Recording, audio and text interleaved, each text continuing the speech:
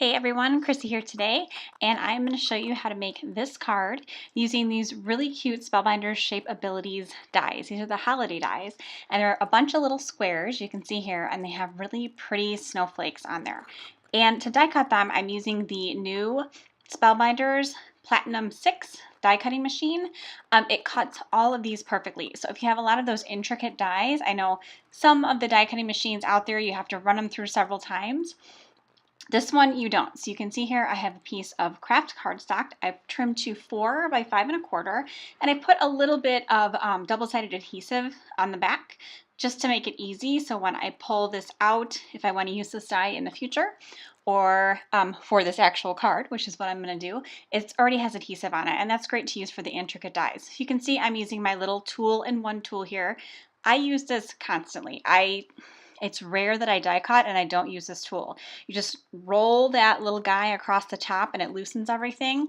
And then for some of the smaller pieces that don't want to come out, there's a piercer on the end. And then you just pierce it and it pops right out.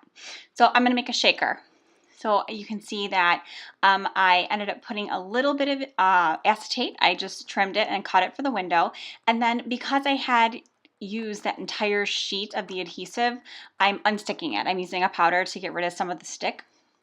I just put too much on there. I should have cut it a little bit shorter and I didn't think about it. So now I am placing that beautiful die cut piece back into the window. You can see how pretty and intricate it is. Look how nice it is.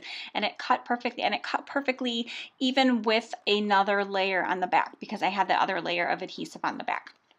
So before I create the actual shaker, I'm going to go and I'm going to stamp a sentiment on there, just using a little bit of brown ink.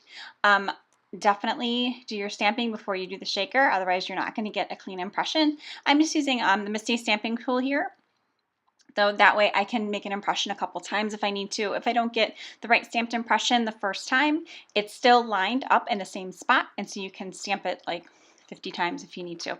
It works really well, especially for some of those larger stamps that sometimes you don't always get the coverage. So now I'm just adding some 3D foam squares. If you have foam strips or like sheets of foam that you can cut into strips, I would definitely recommend that. You can see all of them I put on there. I did it off camera because no one needs to watch me doing that. It took me a while. I was out. I need to get some more. So unfortunately, I had used all different kinds of 3D foam. So I peeled it all off. You can see I did the powder around the window so the edges aren't sticky. This way all the little sequins and stuff I'm going to drop in there don't get stuck to the edges there. So you definitely want to de-stick any of your sticky sides. Otherwise you're going to shake it a couple times and then they're all just going to stick, and then you're not really going to have much of a shaker left. So I stayed with some neutral colors.